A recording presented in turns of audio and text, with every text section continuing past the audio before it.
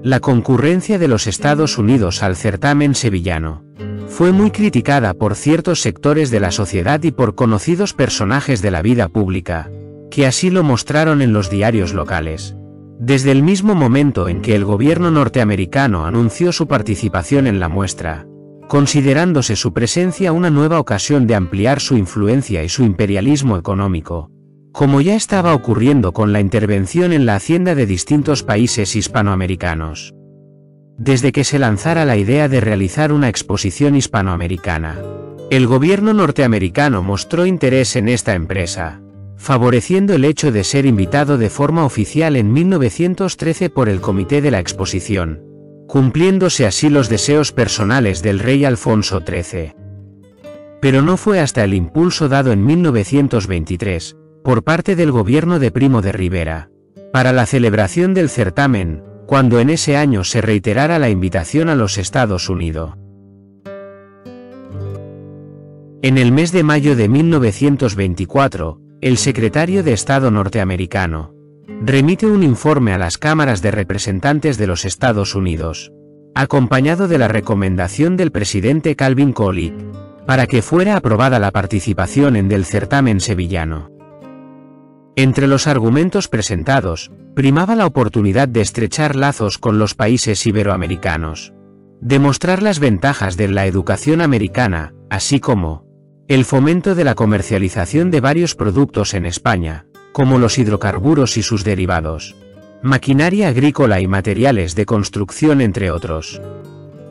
La propuesta no encontró ninguna oposición, siendo aprobada por ambas cámaras, creándose una comisión y la asignación presupuestaria de $700.000, para poco después, en el mes de febrero de 1925, ser aprobado un crédito de $300.000 para la construcción de la representación estadounidense.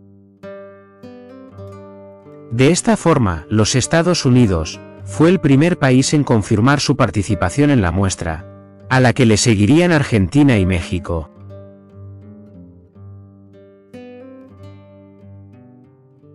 Los terrenos asignados en un principio por el comité de la exposición a los Estados Unidos se situaron en la venta de Eritaña, pero un cambio en la ubicación de la parcela concedida a México hizo que se le asignara un espacio de 7.500 metros cuadrados en los jardines de San Telmo,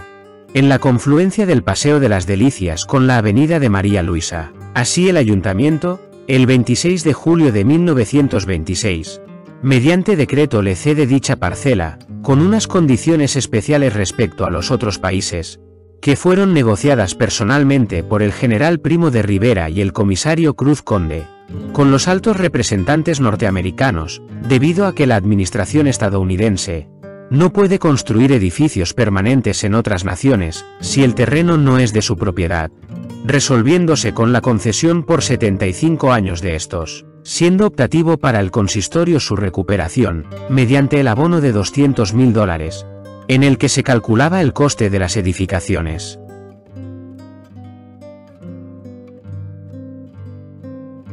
Las autoridades americanas nombraron como comisario general para el certamen a Thomas Campbell, exgobernador de Arizona, así como una comisión de asesores, siendo el delegado permanente en Sevilla el juez Roderick Nathaniel Marson.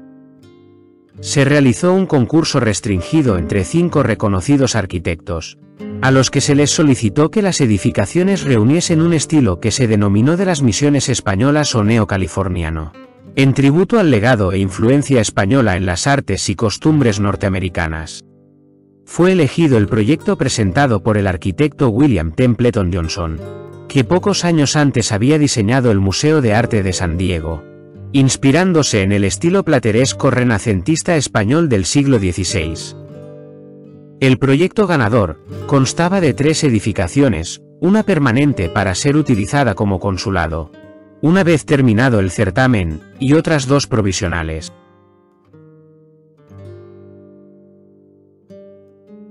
La construcción de los 3 pabellones le fue adjudicada a una empresa neoyorquina, Dwight Robinson, que en febrero de 1928 inician las obras bajo la dirección de un arquitecto y 4 ingenieros, que coordinaban los trabajos de las empresas españolas subcontratadas, siendo estas las que en definitiva realizan la edificación, que se concluyó finalizado el año. El edificio principal, o del gobierno, con una superficie total construida de 1.600 metros cuadrados, se articula sobre planta hexagonal con fachadas a la Avenida de María Luisa y Paseo de las Delicias. De 2 plantas de altura, en el centro se situó un patio rodeado de pórticos cubiertos, cuya decoración se inspiró en motivos renacentistas españoles, con vistosos mármoles de Urda y Macael. El sistema constructivo fue el convencional de la época, con muros de fábrica de ladrillo, entramado unidireccional, cubierta de tejas, en los paramentos mortero, y la solería hidráulica, con carpintería de madera, destacando las vigas decoradas de los salones en caoba.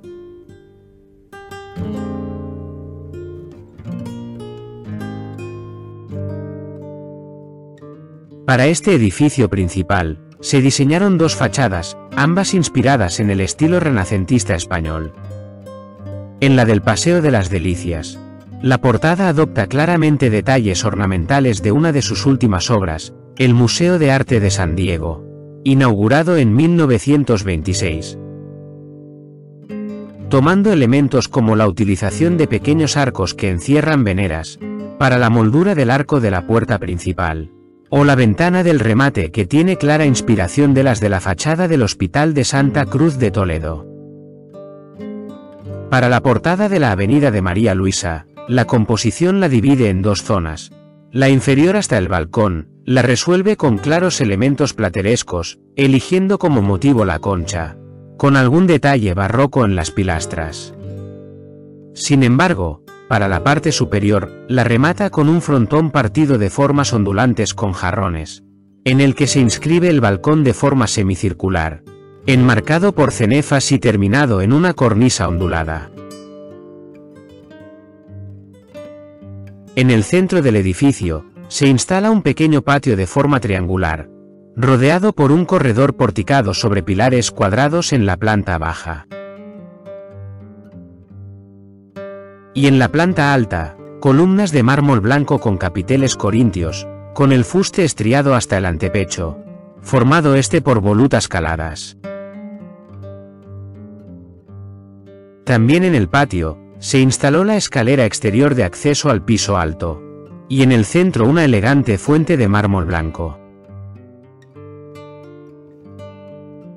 Los accesos a los salones se adornaron con bellas portadas renacentistas, con frontones curvos, veneras y columnas compuestas. Los lisos muros exteriores, estucados originariamente en color crema, solo son interrumpidos para la decoración en piedra artificial de algunas de las ventanas y balcones, con motivos platerescos y barrocos, de estípites y columnas. Otro elemento que llama poderosamente la atención en la fachada,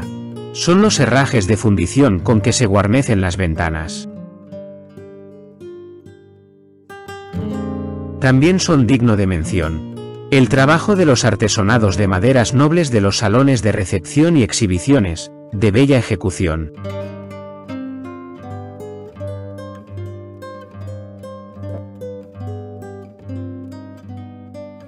Los edificios provisionales se realizaron completamente en maderas estucadas, armonizando con el edificio principal y con un claro objetivo exhibicionista. Inspirándose sus fachadas, al igual que el principal, en el plateresco español, inscribiendo la decoración en las puertas de acceso y en la zona superior de los muros, dejando el resto de estos limpios de ornamentación.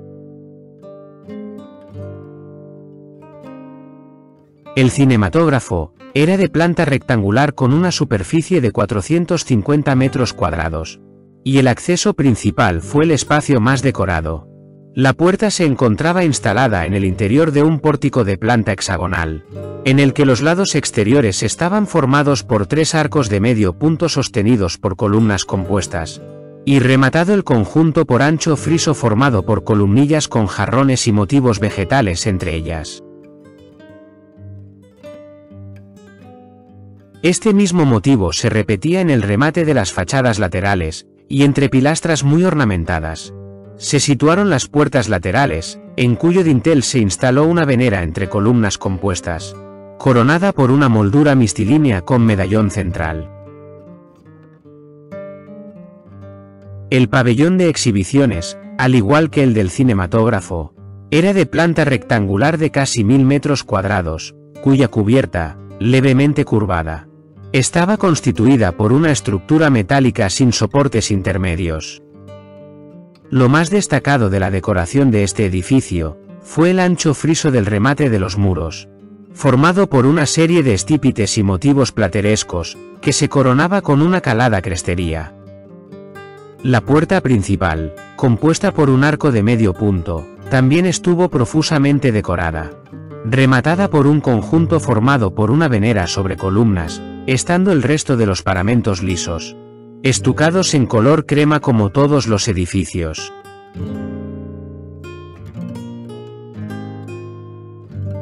El 10 de mayo de 1929, al día siguiente de la inauguración de la exposición,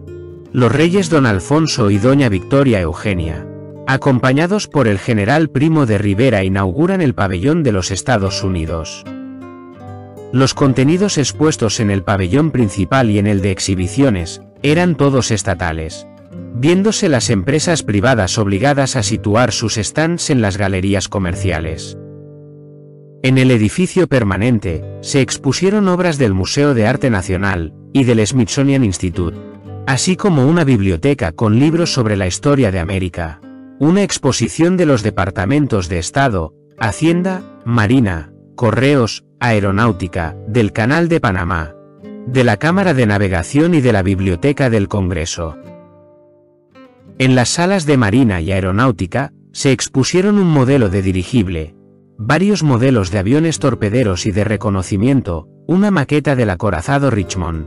y un cuadro que reproducía exactamente el que utilizaba el Servicio de Meteorología del Observatorio Naval.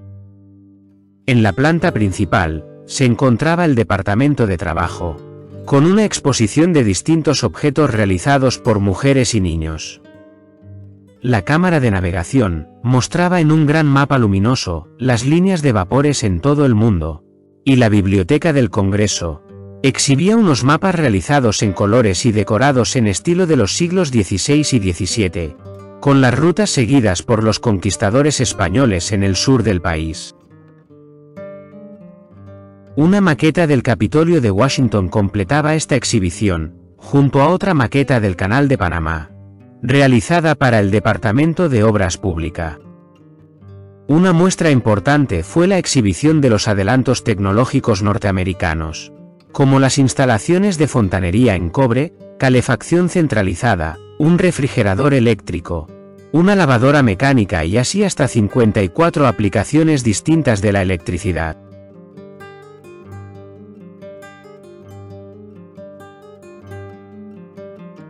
En el pabellón de exhibiciones, se instalaron las exposiciones de los departamentos de Agricultura, Interior y Comercio, con demostraciones de acuñación de monedas y estampación de sellos y billetes. También se mostraba la reproducción en miniatura del Gran Cañón del Colorado iluminado por 2000 bombillas. Y la recreación de un aeropuerto con 10 modelos de aeroplanos, así como la construcción de ferrocarriles. En el Departamento de Comunicaciones, se montó una maqueta que representaba un tren en marcha, que recogía las sacas de correspondencia. Y en el de Agricultura se exhibía una granja típica americana, con todos los adelantos para la recolección. También se narraba en una maqueta, la introducción del mulo en América.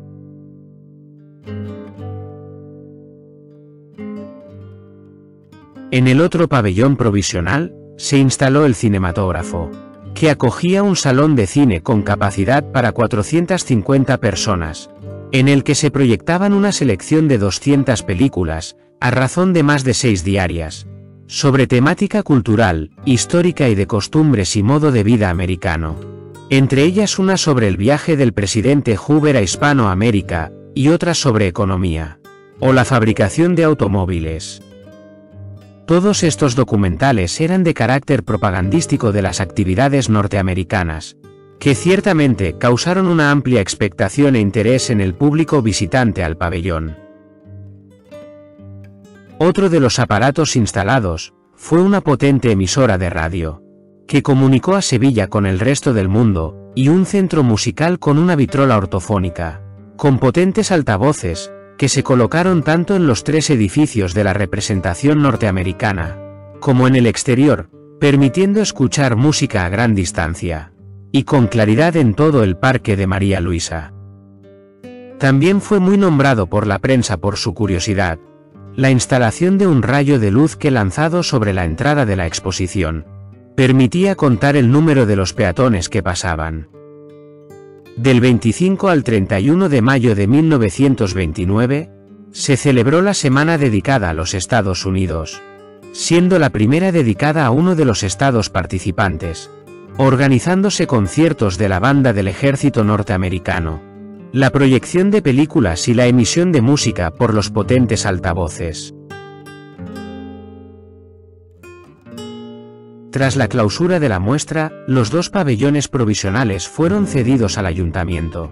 instalándose en el cinematógrafo, primero una oficina de colocación obrera, y más tarde, en enero de 1937, el Teatro Escolar Juan de la Cueva, dirigido por el canónigo Antonio Mañes, que acogía representaciones y proyecciones de películas dirigidas al público infantil.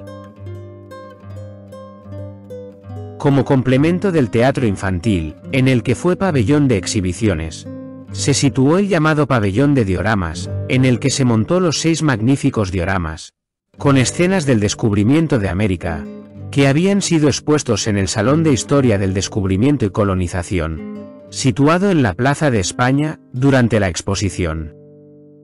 Ambas instalaciones tuvieron una vida feliz durante años, hasta que en 1964, ambos edificios fueron derribados.